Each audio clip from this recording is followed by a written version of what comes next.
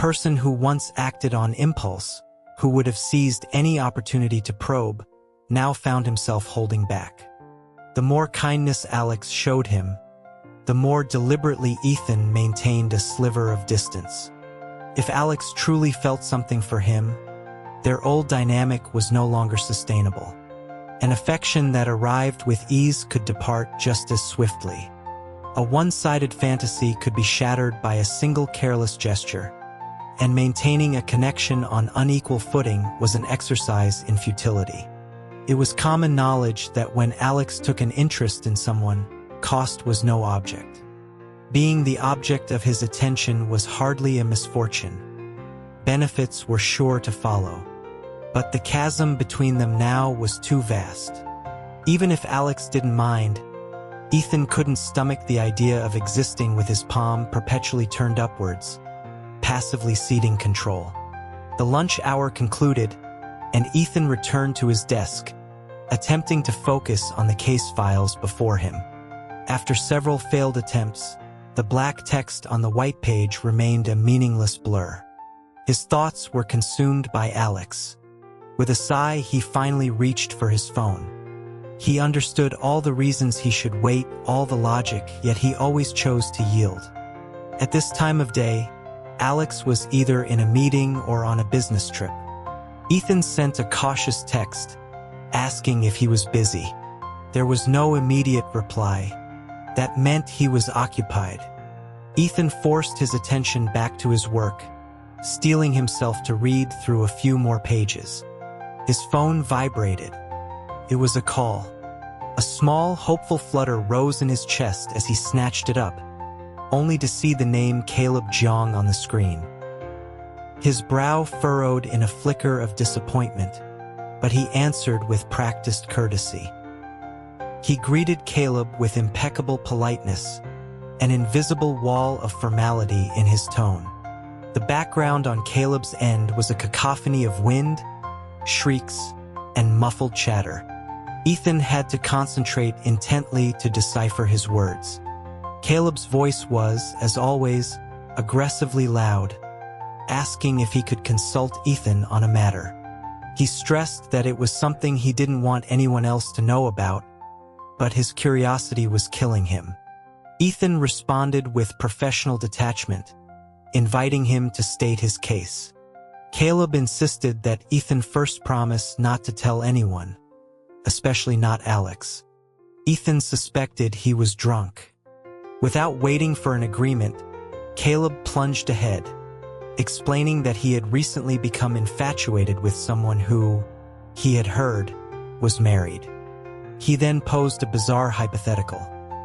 If he were to abduct this person, lock them in his house, and ensure the spouse found out about their physical relationship, would that force a divorce? He struggled for the legal term. Ethan supplied it for him. The at-fault party. Caleb grew excited, exclaiming that was the exact phrase. He eagerly pressed on, wanting to know what would happen then. Would the person have no choice but to get a divorce? Even after dealing with countless bizarre clients, Ethan was momentarily stunned by Caleb's audacity. But it wasn't his problem.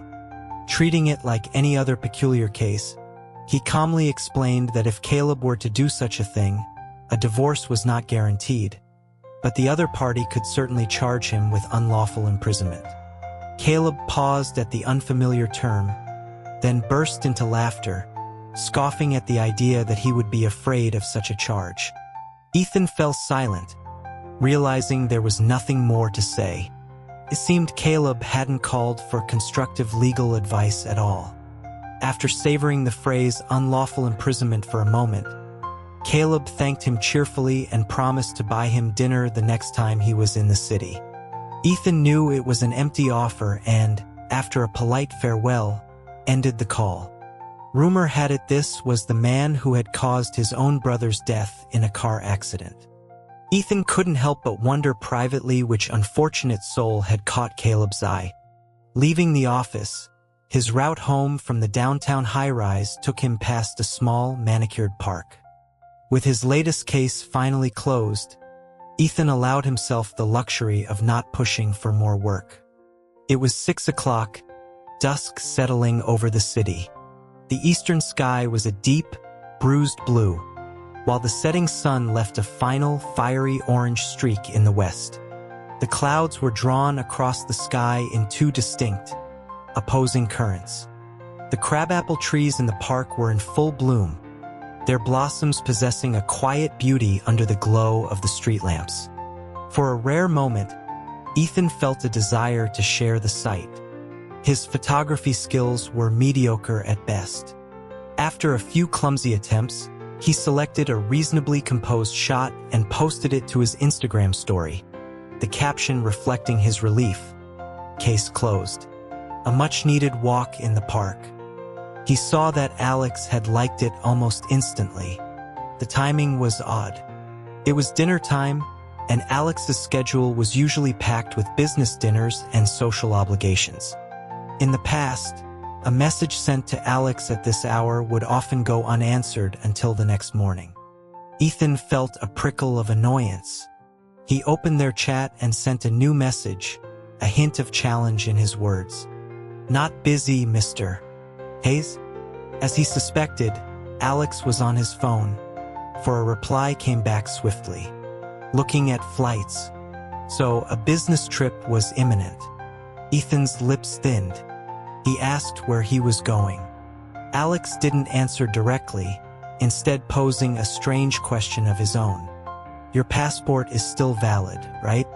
Ethan's mind, sometimes overly sensitive, immediately jumped to the worst conclusions, assuming Alex was asking if he had any travel restrictions placed on him. He stopped under a flowering tree in the park, a surge of resentment coloring the words he typed back. "Of course it is. I haven't broken any laws." He then asked why Alex wanted to know. The typing indicator appeared and vanished several times before disappearing completely. The conversation was severed. Ethan's pleasant mood soured. He tried to rationalize it, telling himself that Alex must have been interrupted by something urgent. While their relationship had thawed considerably, and Ethan sensed a budding affection from Alex, this vague fondness wasn't enough for him to fully let go. His logical side held him back. He chose to disregard their marriage certificate for now, treating Alex as a casual acquaintance. He wouldn't take a step forward unless Alex extended a hand first. He craved a love that was freely given, not a concession won through persistence. He wanted Alex to be the one to admit his feelings. He never received a reply. By the time he arrived home, his good mood had evaporated. He went through his evening routine mechanically, cooking, eating, washing dishes, and watching a full tennis match on TV. After turning down an invitation for a late dinner from his friend Leo, Ethan glanced at the clock. 9:30. It seemed Alex had forgotten him again. A familiar ache of disappointment began to settle in. He took out his phone, ignored the silent, unfinished message in his chat with Alex, and deleted the Instagram story of the park. He decided to just go to bed early. As he stood up, the sound of the lock turning clicked through the quiet apartment. Ethan froze. His heart, trampled by disappointment all evening, suddenly jolted back to life. He still held a sliver of hope. He quickly composed his expression, waiting silently as the door swung open from the outside. A weary Alex stepped into the entryway. Outside the window, the moon broke through the clouds, its light spilling into the room like a rippling pool. Alex found his own pair of slippers in the shoe cabinet, moving with the ease of someone returning to their own territory. He sighed without a greeting. "God, I'm exhausted today." Ethan asked if he wanted something to drink. Alex rounded the entryway, his gaze almost chiding Ethan for his formality. He said whatever Ethan was having would be fine. The implication that they might share a glass made Ethan's throat tighten. Without a word, he took the bear-themed glass he had been using from the rack and poured Alex half a glass of mineral water. Alex drank most of it standing there, then finally set down his briefcase and sank into Ethan's sofa, grabbing a throw pillow. He looked completely at home. The thought sent a jolt through Ethan's nerves. He sat down carefully beside Alex and gently prodded his leg. "What happened today?" Alex's voice was muffled by the pillow. "Went to the one family's party for their kid's first birthday." Ethan made a small sound of understanding. He knew the Wens of Vanguard Group and the Hayes family were old allies. Alex looked at him with a hint of apology. "This afternoon, my phone was confiscated by Chloe one right after you messaged. I just got it back. Sorry about that." As if he knew the silence would bother him. The belated explanation was enough to salvage Ethan's mood. He cleared his throat awkwardly. "It's fine. I'm used to it." Alex licked his dry lips, seeming to struggle for words. "Speaking of which, they saw your message and grilled me for a while. Said I was hiding you away, like some kind of secret treasure." The idea was so absurd that Ethan felt a jolt of alarm. Alex seemed to guess his reaction and gave a resigned smile. "They said I should bring you next time. I told them you were busy." Ethan was indeed busy lately. He remembered the case he'd just closed and realized he hadn't told Alex the outcome. He smoothly changed the subject, not noticing the flicker of disappointment in Alex's eyes. "So it was resolved successfully?" Alex asked, leaning back against the sofa. It seemed Alex had been drinking. Ethan slowed his speech to make it clearer. "It was strange, wasn't it? Just a few days ago I was worried about finding grounds for an appeal, and then suddenly it was over, and with the best possible outcome from the start." He explained that neither side had dragged it out, though the opposing counsel from the initial trial was likely unhappy. Alex asked why he would be unhappy. Ethan elaborated that it was like winning a hard-fought battle only to have the victory nullified without a word. Using terms like win or lose wasn't ideal for legal matters, but it was the simplest way to explain. After he finished, he looked at Alex, who was sitting quietly, his gaze lowered. The television was off, and no music disturbed the silence. A neighbor dragging a chair in the apartment above sent a sharp scrape through the quiet. Alex's questions were persistent today. "Do you care a lot about winning and losing?" In the past, Ethan might have offered a diplomatic answer about prioritizing the client's interests. But he suddenly recalled the frustration he'd felt after the first hearing. He answered honestly, "For this one, I really wanted to win." Alex seemed to smile faintly. "As long as you won, that's what matters." Once again, their conversation stopped just short of something deeper. Ethan desperately wanted to ask if Alex's company had been involved, but the question was too invasive, too presumptuous. He and Alex weren't that close yet. This time it was just good luck, Ethan concluded. "Good luck," Alex repeated, the curve of his lips flattening. "The important thing is that you're happy." Ethan, not understanding the undertone, just murmured in agreement. The topic seemed to die. Alex buried his face in the pillow. After a moment, Ethan noticed the tips of Alex's ears, visible beneath his dark hair, were flushed red. He was tired, yet he hadn't gone home. He'd come here only to be cryptic. Sometimes Ethan appreciated Alex's restraint, and other times he hated his silence. It felt like he was constantly solving riddles. Alex, his face still hidden, fumbled for Ethan's hand. He wasn't drunk today. After a few clumsy attempts, he seemed to give up in frustration. But this time, Ethan reached out and took his hand firmly. "What's wrong? I thought you'd be upset." The topic jumped so abruptly that Ethan assumed Alex was talking about the party, about the secret treasure comment, about not being invited to meet his friends. It was strange how soft he was when it came to Alex. He had wanted to press him for answers, but when Alex refused to speak, All Ethan could do was try to interpret his silence.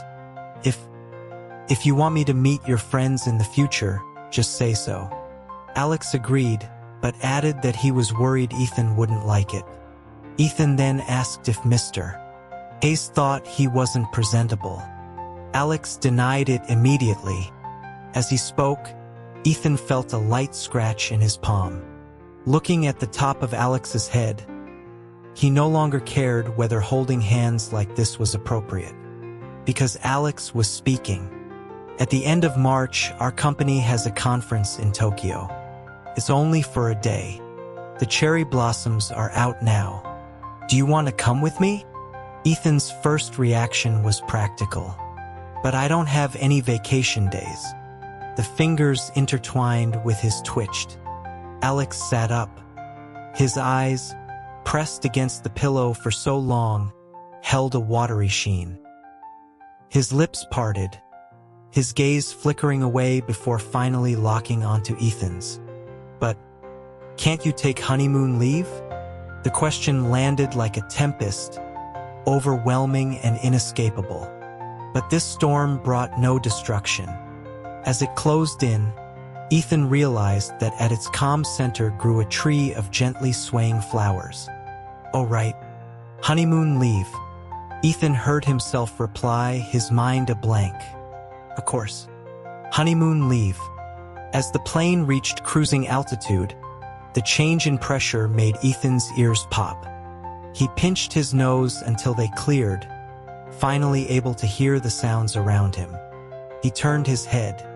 In the seat beside him, Alex was engrossed in a book. The flight to Tokyo wasn't particularly long. Alex seemed to be skim-reading, more to pass the time than for deep engagement. Ethan shifted closer. "What are you reading?" Alex showed him the title. McCarthy, Cities of the Plain. Ethan had read it before. He mentioned that of the Border trilogy, he preferred The Crossing, admitting it wasn't the most acclaimed of the three, but that he found it Homeric, especially the parts about the animals. Alex said he would read that one next. He then asked, with a surprising seriousness, if Ethan had read the original or the translation. "The original," Ethan replied. Seeing that Alex didn't pull away, he leaned even closer, his head almost touching Alex's shoulder to look at the novel. Alex commented that McCarthy's prose was beautiful without being overly difficult. Ethan agreed, adding that was why he'd read it in English. He recalled reading it during his JD program. It was snowing heavily outside, and he had gone to the library to study but couldn't focus. He ended up hiding in a corner reading the novel all day. He laughed softly at the memory. It was on the second floor, in that spot by the window. "Have you been there?" When Ethan spoke earnestly about something, his eyes took on a deep, hazy quality, as if veiled in a blue mist. He looked at Alex, oblivious to the way it made Alex's heart skip a beat. Alex's gaze dropped hastily. "I think I know the place." Ethan said no more. He gestured for Alex to continue reading. He remained in that slightly awkward, leaning position, as if standing guard over Alex, and didn't move until they landed. They arrived later than scheduled. Alex was there on business, so upon landing, his assistant Jenna had already found the representative sent by the organizers. The car headed for the hotel along a coastal highway as the last sliver of the sun sank below the horizon. The representative was a Japanese woman of Chinese descent named Ms. Ai. She had been born and raised in Japan, studied in France, and traveled extensively before returning to work. Jenna hadn't arranged for a translator, assuming communication would be easy, but while Ms. Ai's written English and Chinese were fluent, her spoken accents were difficult to understand. After a long, strained conversation at the airport, Jenna still couldn't figure out why Ms. Ai kept looking at Ethan with such concern. Just as they reached an impasse, Alex gestured for Jenna to step back and address Ms. AI in fluent French. MS. AI's relief was palpable. Her French was far better than her English. The problem was simple. Ethan's name hadn't been on the guest list Alex's company had provided. "This is my husband," Alex explained, his hand resting naturally on Ethan's forearm. MS. AI's eyes widened in understanding, but she then asked if Mr. Chen would also be.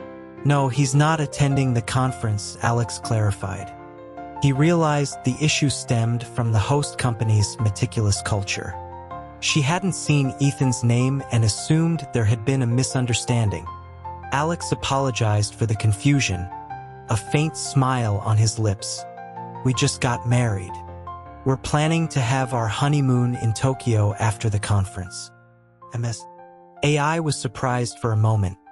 Then her eyes crinkled into a smile as she offered her belated congratulations. The rest of the issues were resolved smoothly. At the hotel, MS. AI arranged a suite for them both. Alex showed no sign of discomfort, acting as if he and Ethan were accustomed to sharing a room. After dropping off their luggage, Alex gave his colleagues the rest of the day off. He stood in the hallway giving last-minute instructions to Jenna and the others before returning to the suite. Ethan was sitting by the floor-to-ceiling window, flipping through the copy of Cities of the Plain. Outside, the lights of the red and white Tokyo Tower twinkled on. "Do you want to go for a walk?" Alex asked. "I'll go with you." Ethan looked up and gently declined. "You have the conference tomorrow. You should rest." After taking over the tech division, few people spoke to Alex so directly. He seemed unaccustomed to it, rubbing the bridge of his nose. "I'm not tired," he insisted. Worried Ethan might find another excuse, he added, "I want to go for a walk with you. There's a decent izakaya nearby." Ethan closed the book and stood up obediently. He said he was going to change his clothes and, as he passed Alex on his way to the closet, he ruffled his hair. It was a gesture he'd grown more comfortable with lately, no longer hesitating. It wasn't flirtatious, more like an encouraging pat for finally articulating what he wanted. Early April in Tokyo still carried a chill in the evening air. Ethan changed into a simple utility jacket, a casual look that made him appear younger. At his insistence, Alex shed his formal suit for a knit sweater he'd brought along. The izakaya was a place Alex remembered from a previous trip. His memory served him well. Even the white-bearded owner was the same, greeting them with a loud, Kansai-accented welcome. They sat at the bar and ordered 2 beers.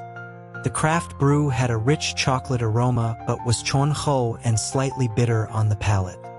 It paired perfectly with the simple, salt-seasoned chicken skewers. It was a different kind of satisfaction from the hearty meals back home, but it suited Ethan's taste. "This is good," Ethan said. After a few sips, their arms were nearly touching. A few months ago, this proximity would have been uncomfortable, but now Alex was perfectly at ease, letting himself enjoy Ethan's closeness. He raised his glass and clinked it against Ethan's. "Back in the city, you're always the one taking me to good places," he half-joked. Ethan dismissed the comment playfully. "I hardly have your worldly experience." His smiling eyes met Alex's. "But really, it's been years since I was last in Japan. Do you like it here?" Ethan thought for a moment. "The last time I came was also for the cherry blossoms, but I only stayed for 2 days." Alex asked who he came with then. He tried to sound casual, but Ethan saw right through him. A playful glint appeared in his eyes for a moment before his expression softened again. "With my boyfriend," he said. "Well, ex-boyfriend." It was the answer Alex had expected. He looked away, suddenly finding it hard to meet Ethan's gaze. In the background, the owner's booming voice bid farewell to other customers. The sizzle of meat hitting the grill a few feet away seemed to echo Alex's own inner turmoil. He finally managed a small sound of acknowledgement. But Ethan continued, taking a sip of his beer. Sometimes I think I'm not really cut out for relationships. My exes all thought I was perfect when they were chasing me, then called me a bastard when we broke up. The one I came to see the cherry blossoms with was like that. Alex's expression was non-committal, but his attention was completely captured. He prompted Ethan to continue. "Weren't you here on a trip together?" Ethan confirmed that they were. They had argued all the way from Los Angeles to Tokyo. He was studying in LA at the time and had a final, explosive fight in Tokyo. They broke up on the spot, and he bought a ticket home for the very next day. Alex could only manage another small The even-tempered Ethan of today was hard to imagine in an argument. Ethan concluded with a self-deprecating shrug. "Looking back, I think I was just too young. Always had to have the last word, and when I got angry, I'd just go silent. Who could put up with that?" Alex felt there was an unspoken message in his words. He wondered if Ethan had sensed his feelings and was now gently trying to push him away. "It sounds like people always pursued you," Alex observed. Ethan admitted it freely. "I've only ever seriously liked one person." He used the past tense. The existence of this person gave Alex a pang of anxiety, but the past tense gave him a sliver of courage. Like, in the past meant not now, right? A question that had plagued him for months. Did Ethan have someone he loved? Seemed to have an answer. He tried to sound nonchalant. "So you stopped liking him later?" Ethan turned to lean against the bar, propping his face on his hand. The beer was getting to him, a faint blush spreading across his cheeks, softening the sharp angles of his face. "That person disappeared, so I didn't know how to keep liking him. I had to give up." As he spoke, he seemed lost in a memory from years ago, his words slow and soft. But his gaze was locked on Alex, an intense, unwavering stare. Alex's silence stretched. Ethan bit his tongue, swallowing the words he wanted to say next. "I wasn't willing to give up. I spent 3 years trying everything to see him again. Luckily, I had a bit of good fortune." If he said that, Alex would surely ask who the person was, and Ethan wasn't ready for him to know. Not unless he was sure Alex might love him back. But after a long pause, Alex's voice cut through the bar's ambient noise. "If that person showed up again, would you go back to seriously liking him right now?" "Not necessarily. I'm married after all." Alex looked like he wanted to smile, but his voice was serious. "I'm being serious." Ethan thought for a moment, then amended his answer. "It's hard to say. Human emotions are complicated." A flicker of hope ignited in Alex. "So, it's possible you might not have any more connection with this person, and you could like someone else in the future?" He looked like a hamster tentatively testing a piece of food. Ethan bit the inside of his lower lip as he smiled. From this close, he could hook his pinky finger around Alex's. "Technically, I should only like you right now," he said, his tone dripping with flirtation. "If I liked someone else, I'd be the at-fault party. I'd lose everything in the divorce." Alex gently tapped the back of Ethan's hand, a silent not to joke about such things. But this time, the gesture was light and slow. After tapping him, his hand lingered on the edge of the bar, as if waiting for Ethan to take it. They were in the izakaya for less than 90 minutes, during which Ethan had 2 craft beers. Alex, assuming Ethan could hold his liquor from the confident way he handled his glass, matched him drink for drink. It was nothing compared to his usual business dinners. He even watched as Ethan carefully checked the bill before paying. But the moment they stepped outside, Ethan's composure dissolved. His steps became unsteady. Fortunately, his mind was still clear. He saw Alex leading him back towards the hotel and followed for a few steps. But as they neared the taxi stand, he grabbed Alex's arm. "Don't you want to see the cherry blossoms?" he asked, his enunciation perfect. "We're in Tokyo. How can we not see the cherry blossoms?" He was a completely different person from the one who, just hours earlier, had been urging Alex to rest. Seeing Alex seem to acquiesce, Ethan grew bolder, slinging an arm around his shoulders and nuzzling into the crook of his neck. He stayed there for a moment, and when Alex didn't move, he mumbled an explanation.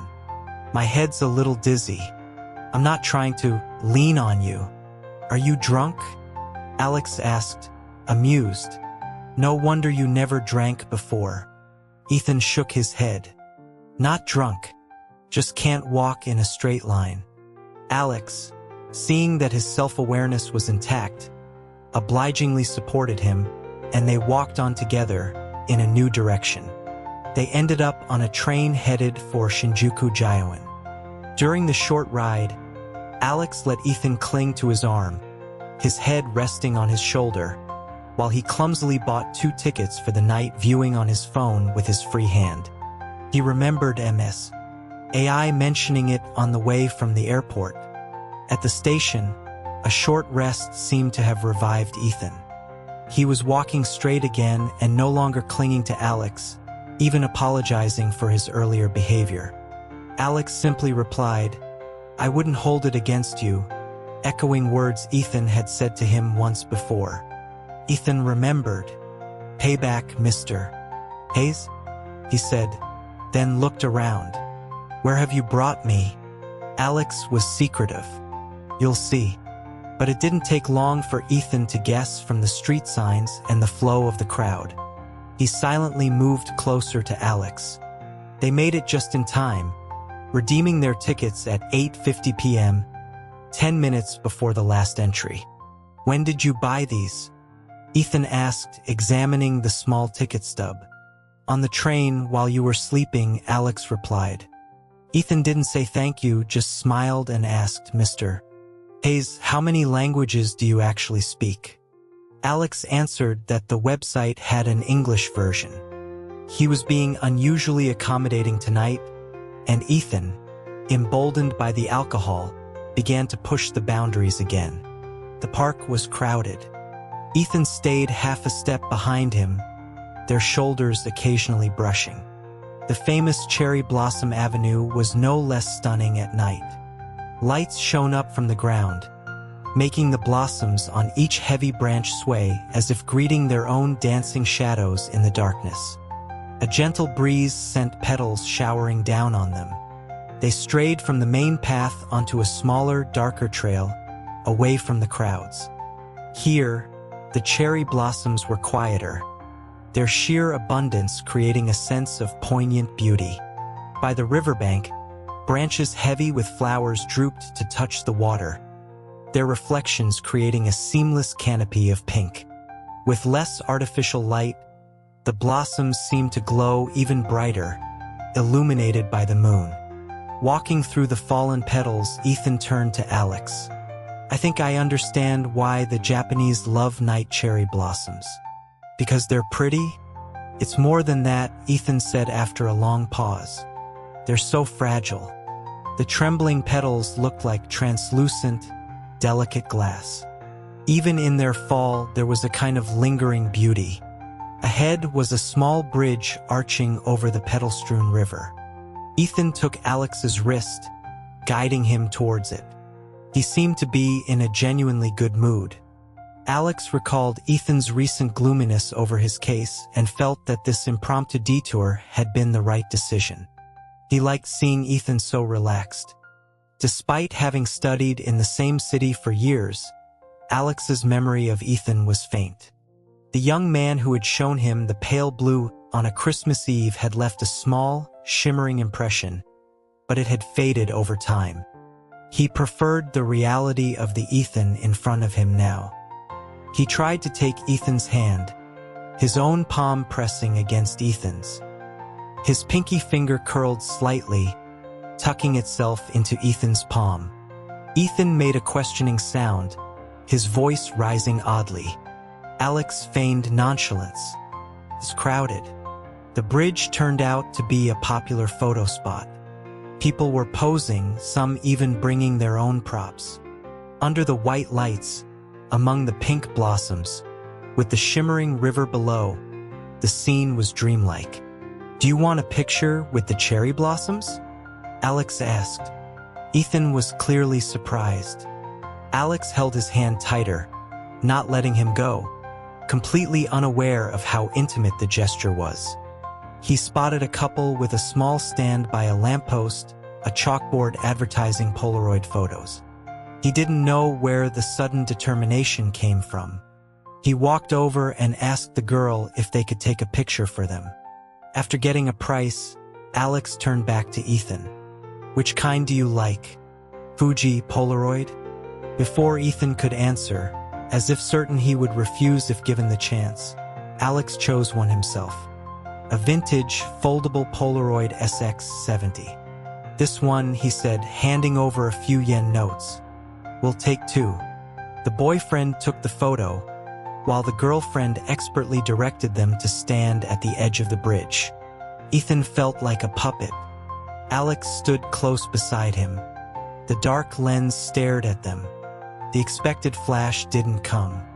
The photographer frowned, dissatisfied. He called out something to the girl.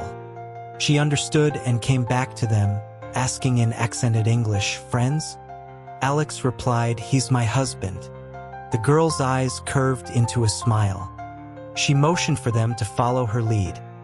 Heads touching, hair brushing, fingertips meeting to form a heart. Ethan felt a flush of embarrassment at the cheesy pose, but then a cool, sweet feeling spread through him. He snuck a sideways glance at Alex, who was focused and serious, his dark eyes reflecting the lights. A petal drifted down and landed on his eyelash, making him blink. In that moment, Ethan wanted to kiss him. "Smile," the girl called out. The second photo was a candid shot. Ethan was picking a petal out of Alex's hair, and Alex was looking up at him, his expression soft and unguarded. The girl seemed to prefer this one. She carefully packaged the photos in a small paper box and handed it to them with a string of cheerful Japanese. Ethan didn't understand but assumed they were good wishes and thanked her sincerely. He heard Alex chuckle beside him. As they left the park, Alex asked if he had understood what she said. Ethan admitted he hadn't. "Was it something bad?" Alex looked away. She said, "Enjoy the spring." He had understood the full phrase. Please enjoy the spring. May you love each other more in the life ahead. But where would this more come from? They hadn't even started yet. So Alex kept the second half to himself. Back at the hotel, Alex laid both photos on the coffee table for Ethan to choose one. The Polaroid's colors were slightly purple-toned and cool. The pictures had turned out surprisingly well, vibrant and sweet. Alex, he noticed, smiled more naturally than he did. "I want this one," Ethan said without hesitation, picking the one of them making a heart. Alex feigned magnanimity. "Oh, then you can have it." But Ethan caught the disappointment in his voice. "You want it too?" Alex denied it, picking up the other photo and taking a picture of it with his phone to send to his mother. "Either one is fine. It's just for my mom to see anyway." A while ago, the comment would have stung. But now, Ethan just saw it as Alex being contrary. "Let's photograph them together." Ethan placed the two Polaroids side by side, half embracing Alex from behind, his chin resting on his shoulder. There's no point in only taking one picture of a Polaroid. His breath was warm on Alex's neck. Alex's finger hovered over the shutter button, hesitating. He knew if he turned his head even slightly, their lips would touch. In the past, he would have avoided it. Now he wanted the accident to happen. His eyes fluttered. He turned his head just a fraction. Ethan seemed to sense it, closing his eyes as their lips met in a light, fleeting touch. It was a shared moment of intoxication, nothing more. The photo ended up crooked and was never sent to his mother. But the next day, it appeared on someone's Instagram feed. Alex hadn't even known Ethan had followed his dormant account. The caption read, "Enjoying the spring trip. Ethan, I'm at your door. Open up." Leo was bombarding him with texts.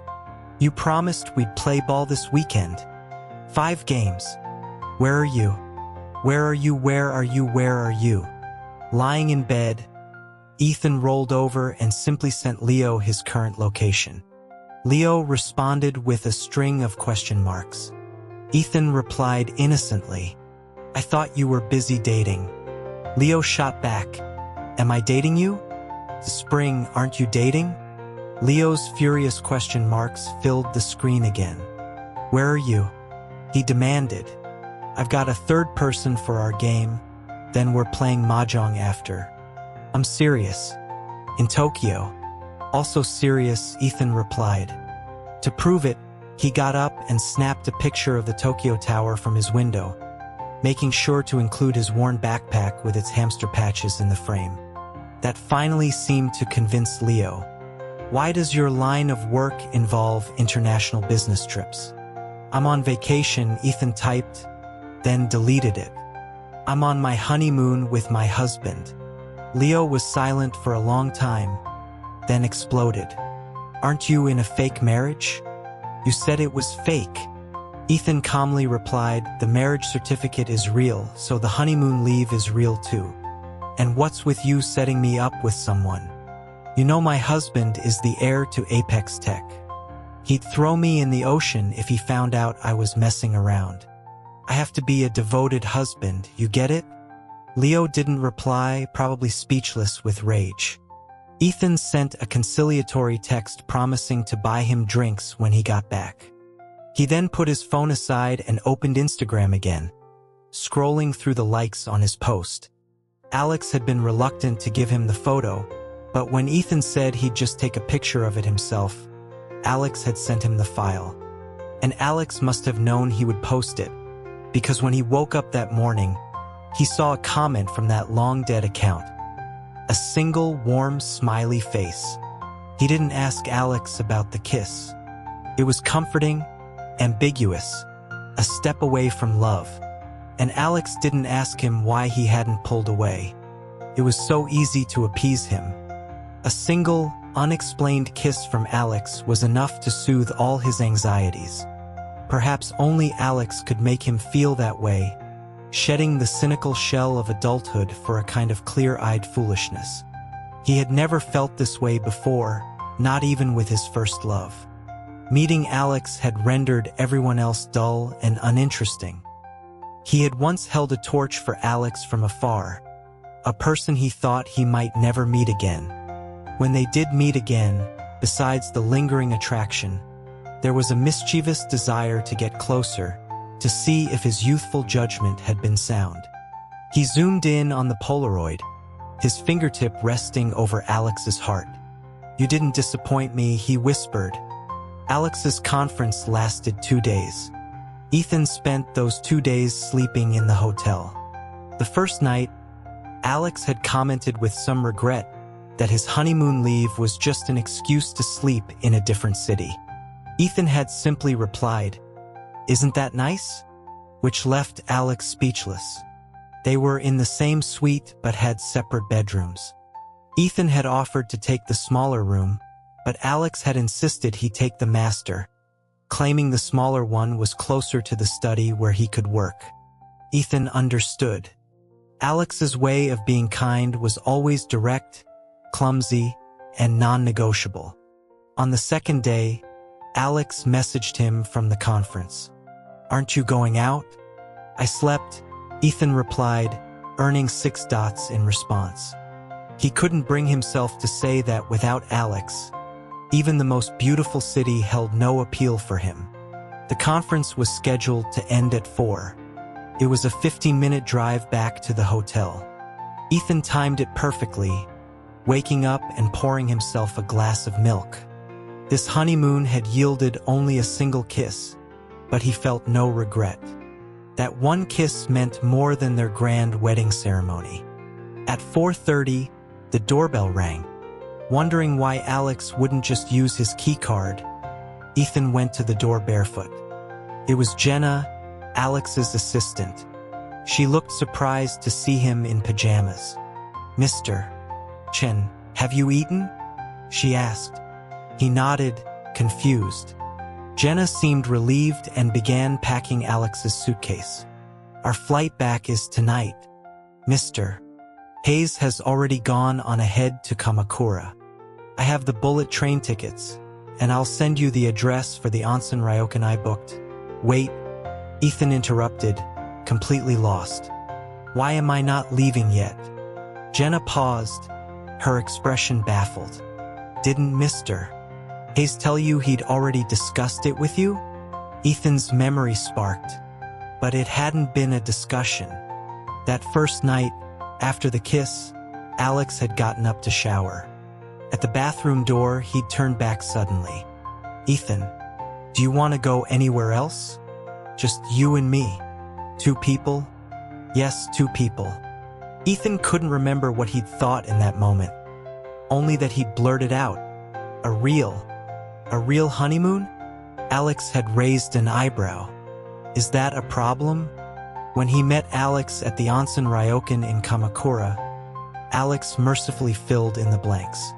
"You said, whatever you arrange is fine.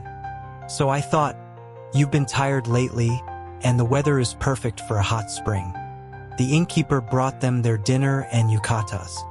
The place was eerily quiet. They seemed to be the only guests. It wasn't a coincidence, Ethan knew, but he didn't ask. As dusk settled, they went to the onsen. The private bath was small, separated from the garden by bamboo screens. Ethan waited for a moment, and when Alex didn't appear, he shed his yukata before stepping into the water. He wanted to see Alex's reaction. As expected, Alex entered and immediately retreated to the opposite side of the pool, pointedly looking away. The steam rose around them, the air thick with unspoken tension. Alex deliberately avoided looking at him, but when Ethan spoke, he glanced over with visible relief. When Ethan reached for a small cup of sake floating on a wooden tray, the muscles in his back flexed, his shoulder blades like butterfly wings. The line of his spine was alluring, disappearing into the waistband of his trunks. "Are you having some?" Ethan asked, turning around. Alex was caught staring. He flushed, stammering that it was getting a little hot. Ethan just smirked, slicking his wet hair back from his forehead. The pool was barely 2 meters across. It was easy to get closer. Ethan moved along the edge towards Alex. The sake sloshed in its cups on the floating tray. "Where are we going tomorrow?" Ethan asked. Alex countered, "Is there anywhere you particularly want to go?" Ethan shook his head, clinking his cup against Alex's. "I'm just here with you," he said, his voice husky from the steam. The words hung in the air. The floating tray drifted away. Below the surface, an unseen current stirred. Alex murmured that he felt unsteady and reached for Ethan's hand. He'd only been in the water for 10 minutes. As if losing his footing, Ethan slipped, his wet chest brushing against Alex's. Alex froze, his hand lingering on the unexpectedly firm muscle. Then Ethan's arms were around his waist, pulling him close. He tasted the sake on Ethan's tongue. Their mouths met in a battle for control, lips and tongues clashing. The fight ended when Ethan pinned him against the stone edge of the pool, stealing his breath, consuming him. Alex pushed back weakly, his feet scrambling for purchase. He accidentally trod on Ethan's foot, making him cry out in pain and bite Alex's lip in reflex. They broke apart, gasping for air. Alex tried to pull away, but Ethan's arms snaked around his ribs, dragging him back. The wet, hot press of their bodies resumed. Ethan's hand moved to his throat, forcing him to accept another, then another, kiss. His tongue was numb, his lips raw. He could feel his own pulse hammering under Ethan's fingertips. He was losing control.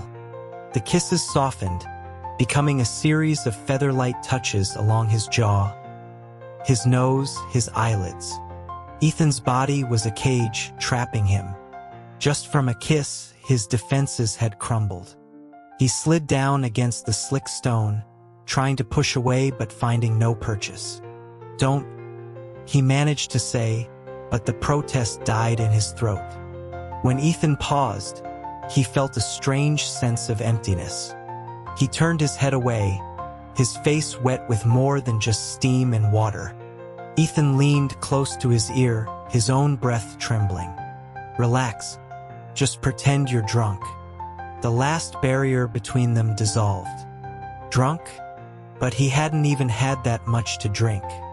He reached for the sake, but the tray was too far away.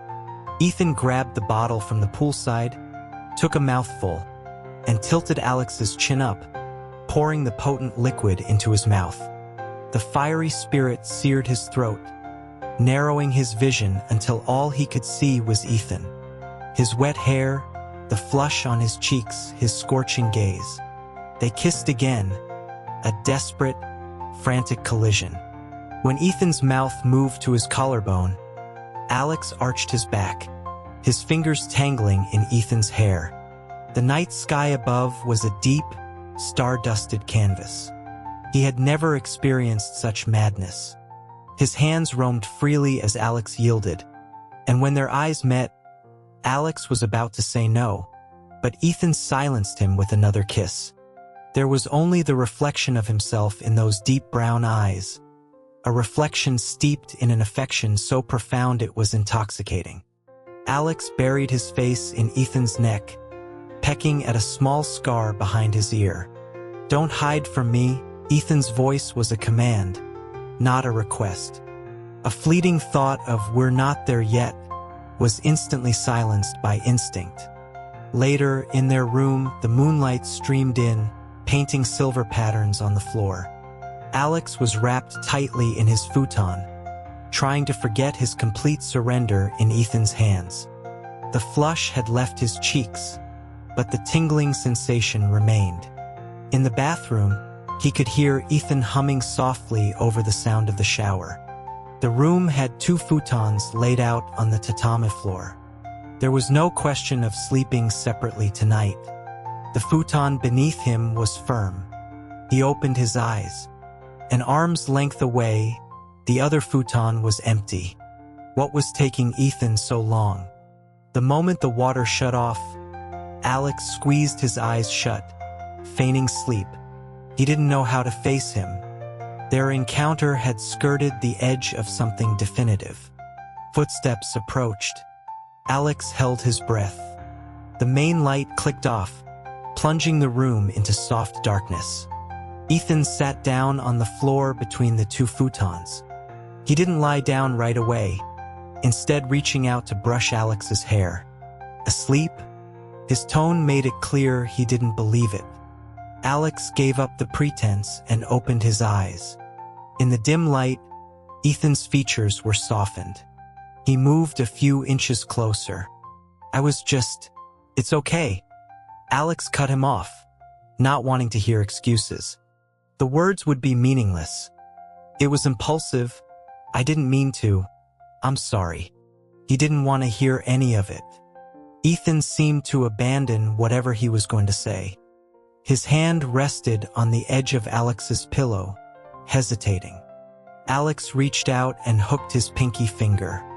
The intimacy in the onsen had been overwhelming, but he remembered clinging to Alex, whimpering softly by his ear, letting Alex kiss his neck, his wrists, his fingertips. Just the memory made Ethan's blood run hot again.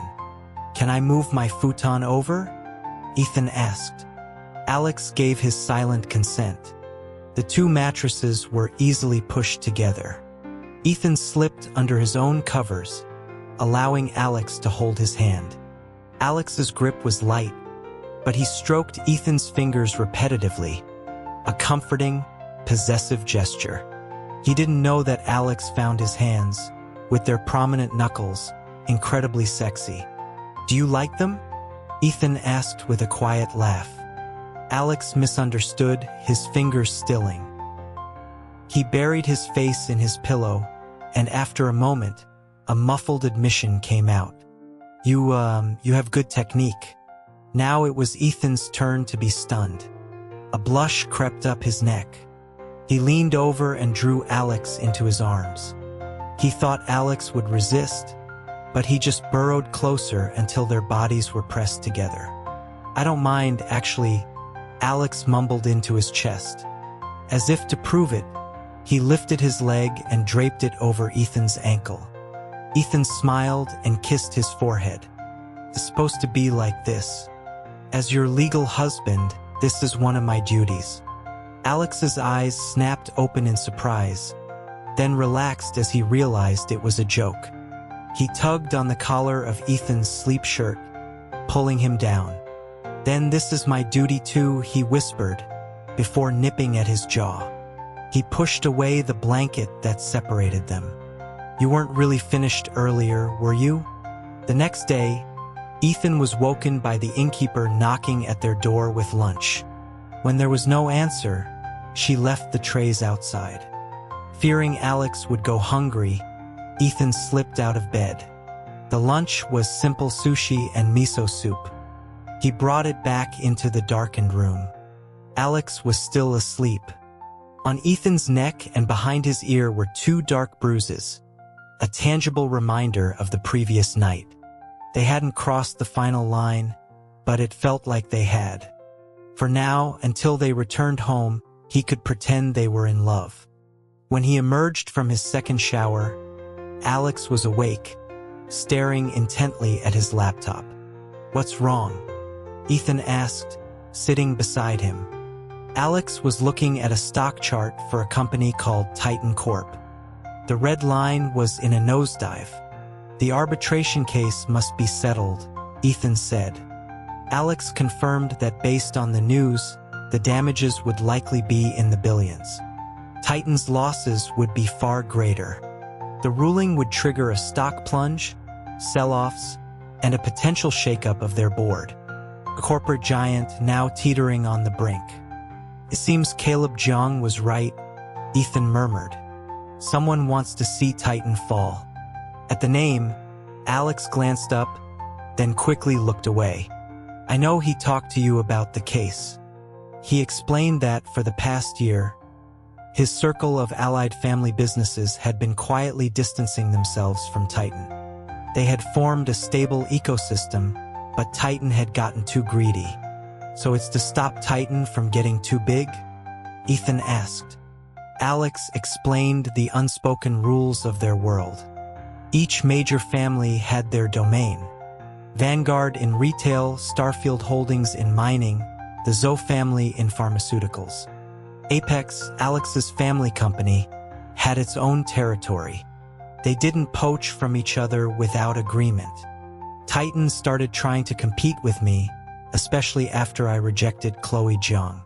They have no tech, so they just acquire smaller companies, losing money all the way. He added with a grim satisfaction that once Titan started imploding from within, they wouldn't have the energy to bother him. "You seem to be hoping they fall into chaos." Alex's lips curved into a cold smile. "Taking advantage of a rival's weakness isn't illegal. Why shouldn't I get in on the action now?" He explained that Titan had crossed a line with the head of Starfield Holdings, a notoriously uncompromising man named Lincoln Lamb. Titan tried to move in on his territory without so much as a courtesy call. That's like a public slap in the face. Lincoln demands absolute loyalty. He disciplines his own brother by locking him in a dark room. Imagine what he'd do to an outsider. "So it really was Starfield?" Ethan asked. Alex replied that he hadn't asked, but he was certain. His sister-in-law, who was a lamb, wouldn't tell him. The whole situation, Alex surmised, was because Titan's aging chairman was losing his grip, and with no clear successor, his underlings were tearing the company apart in a power struggle.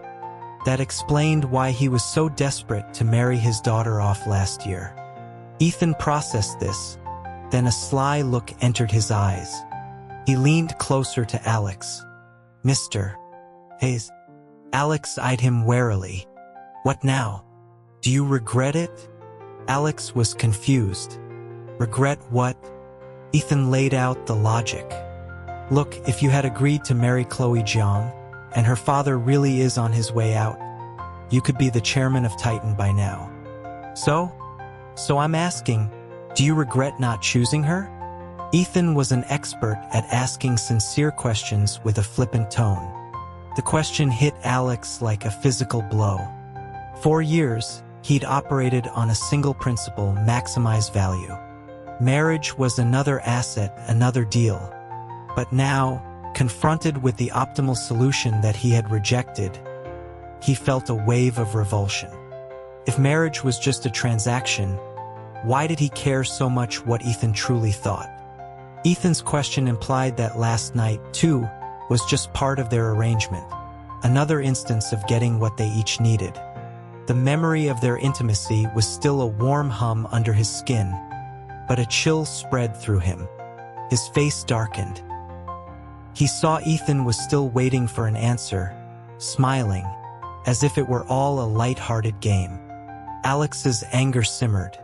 He shut his laptop and stood up without a word. "Where are you going?" Ethan asked, confused. "I brought breakfast." Looking at the view, Alex said curtly. Ethan's tone was placating. "Eat first. You slept for so long. Aren't you hungry?" But Alex couldn't bring himself to smile. He paused at the door and turned, his face a cold mask. "I don't like Chloe Jiang. Can we not talk about her again?" He slid the wooden door open and walked out. 40 minutes later, Ethan stepped off the train into a light drizzle. He had known instantly that he had to follow Alex. The train car had been packed. Just as he'd reached Alex's side, Alex had gotten off at the next stop without a word. Now he watched him walk into a temple, Hazdera. Ethan followed him up the winding stone paths. The temple was built into a mountainside, quiet and serene. "You're quite the hiker," Ethan said, catching his breath as he finally reached Alex under a cherry tree. He had clearly slowed down to wait for him. "Thirsty?" Alex glanced at him, his expression blank, and started walking again. But this time he kept a measured pace, glancing back to make sure Ethan was keeping up. Ethan bought 2 bottles of water from a vending machine, handing one to Alex. They fell into step, walking side by side. "What was wrong this morning?" Ethan finally asked, taking Alex's wrist. Alex tried to pull away reflexively, then let his hand go limp. "You were angry with me," Ethan stated, not a question. "I was not. You were. I could tell." Alex's shoulders slumped. "Okay," he admitted, his voice low. "I was angry." They walked in silence for a while. "I shouldn't have mentioned Chloe Jiang," Ethan said, confirming his own suspicion. "You did it again." "My mistake," Ethan said, his apology sounding genuine this time. Alex still looked troubled. "I was thinking on the way here, maybe it was about last night, that you weren't happy. But then I thought that can't be right because you said..." Alex shot him a look and Ethan trailed off. "Anyway, as long as it wasn't about last night, that's good." They reached the viewing platform at the top of the hill. The view was hazy, the sea and sky blending into a single shade of misty blue. Alex leaned on the railing, staring out at the ocean. Ethan stood quietly beside him. "What are you smiling about?" Alex asked, his brow furrowed. Ethan hadn't realized he was smiling. "I was just thinking about what you'd be like in a relationship." Alex's frown deepened. "Seriously, I was wondering if you're the type to ditch a boyfriend mid-date for a work meeting. Then I was thinking what I'd do in that situation. I'd probably have to go to a meeting too. Why do you always have to make these hypothetical scenarios? Alex interrupted, his voice sharp. Ethan was taken aback. I don't always. Yes, you do, Alex retorted. This morning, you asked me if I regretted our marriage. Ethan froze. I've never regretted it, Alex said, his voice quiet but firm. Not in some cliched, I stand by my decisions way. People regret things, but I won't romanticize a future that doesn't exist. Marrying you, not Chloe, was what I wanted at the time. He wasn't looking at Ethan, his gaze fixed on the white line of a wave breaking on the shore. With you, at least we can do this. We can climb a mountain together and just talk, without walking on eggshells all the time. Ethan stared at him. The casual joke he'd made hours ago. Alex had been carrying it with him this whole time. Ethan. Alex leaned his forehead against his arm on the railing. You've been making me uneasy lately. I can't figure out what you're thinking. But even so, I have never once regretted it. The words hit Ethan with the force of an earthquake. The universe in his head seemed to collapse and reform in an instant. A red giant star extinguished, its light finally reaching him across millennia. Less impactful than this single, quiet confession. Finally, he found his voice. I'm sorry. Alex looked up, a hint of accusation in his eyes. Ethan moved closer, his arm wrapping around Alex's shoulders. My mind didn't go there. I just thought, you lost out on a lot of money. You don't need to worry about money for me, Alex said dismissively. Even if Titan goes bankrupt tomorrow, I'll find a way to get the best piece of it. Ethan smiled. Yes, mister. Hayes is the most capable. Amused by the childish praise, Alex shrugged off the embrace. You always do this. So I was wrong again. The insincere apology made Alex stand up straight and face him, his expression now proud and confident. Fine. I'll concede the point. You were wrong. Now appease me. The sea breeze rustled through the trees. Ethan found himself momentarily lost in the sight of Alex like this. Not the calm, accommodating man he knew in private, but proud, sharp, and utterly in control. His Alex. Hurry up, Alex prompted, his shoe tapping Ethan's. My patience is limited. The word left Ethan's lips before he could think. Husband. A jolt went through Alex, his confident mask cracking for an instant. He pressed his lips together, unable to respond. The reaction emboldened Ethan. Husband, he repeated, trapping Alex between his arms and the railing, their foreheads touching. I'll never make that kind of joke again. Forgive me? Alex couldn't help but laugh. He pushed at Ethan's chest, but before he could speak, a cat darted out from the bushes nearby. The distraction was momentary. The sun broke through the clouds, bathing them in golden light. They were a breath apart. Kiss me? Ethan whispered. Alex didn't answer, but his hands came up to circle Ethan's neck, pulling him closer. The kiss was not about passion, but warmth and affection.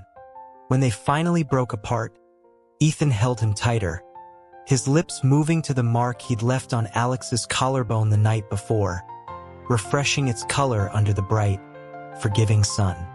Julian's sway was woken by a blinding light.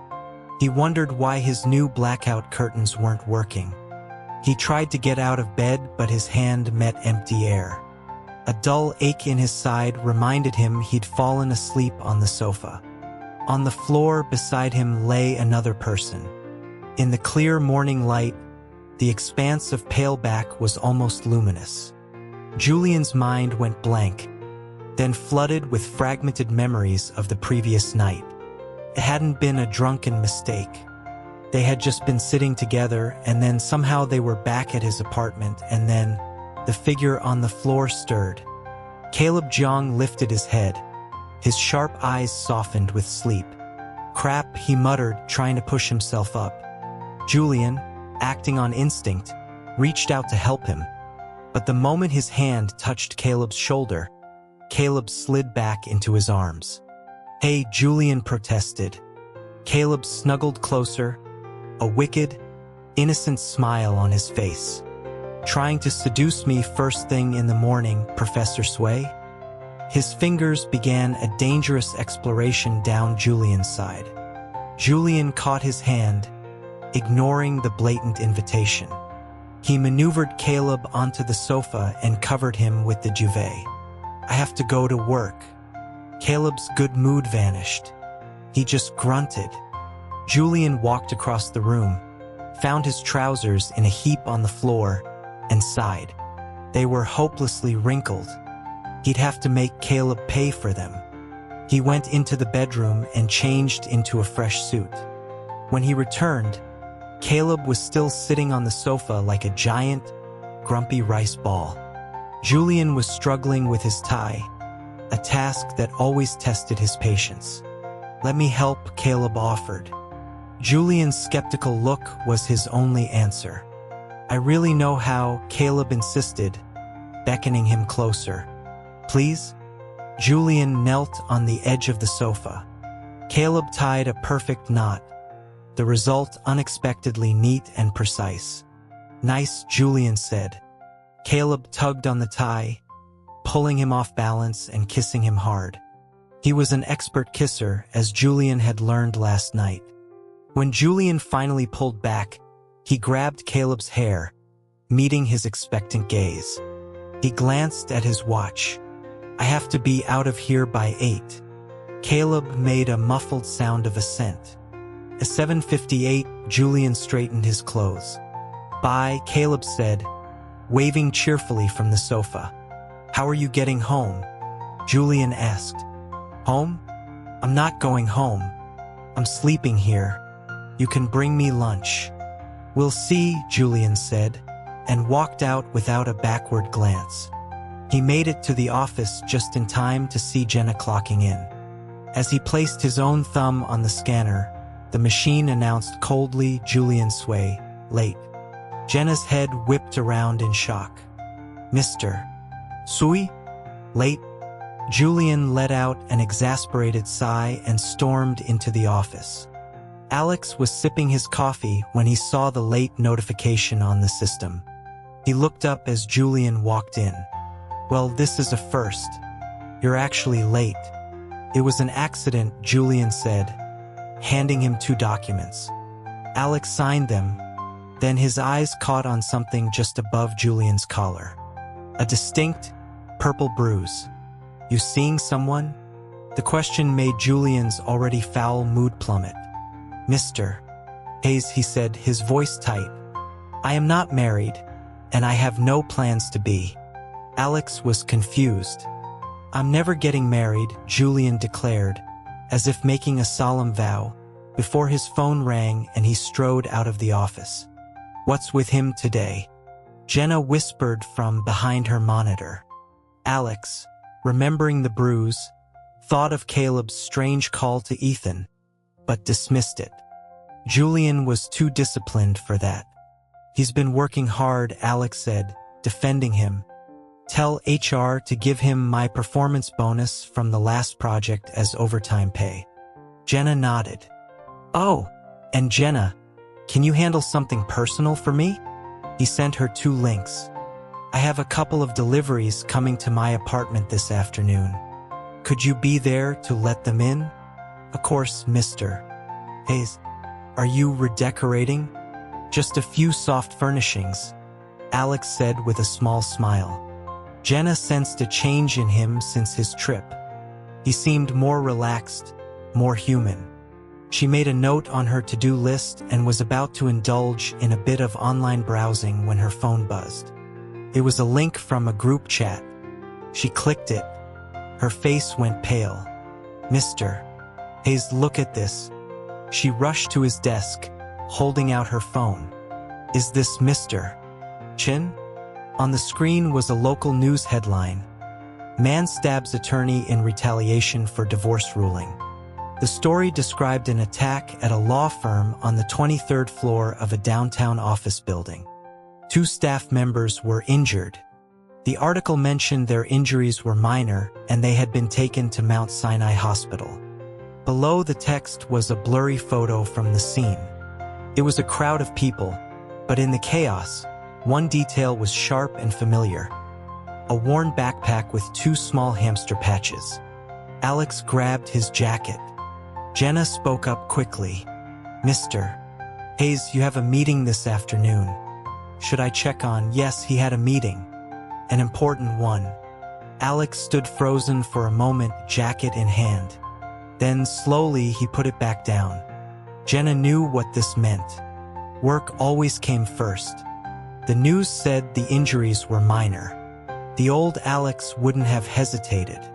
But he didn't give her his next instructions. He just stood there. "Mr. Hayes?" she prompted gently. Last night, on the subway, Ethan had sent him a video of the city lights blurring past the window. "Beautiful, right?" He'd texted. "You should ride the subway with me sometime." Alex had replied that he had no interest. "What did you think of the honeymoon?" Ethan had pressed. "It was good," Alex had typed back. "Just good?" Came the reply. "I've only had one. There's no control group for comparison." Ethan had been relentless. So that means it was the best. Alex hadn't understood his insistence, but he'd played along. "Would you be willing to try a few more times before I make a final judgment?" He had already been planning their next trip. "How about surfing this summer?" Ethan had agreed instantly. "I don't know how. You can teach me." "Work." Ethan. The 2 sides of a scale that had always been perfectly balanced. Now it was tilting irrevocably to one side. Alex opened his desk drawer. His hand trembled slightly as he took out a small, red booklet. He told himself it wasn't serious enough to need family consent for surgery. But holding the marriage certificate in his hand gave him a sudden sense of grounding, of right. He looked up at Jenna, his voice calm and clear. "Cancel it."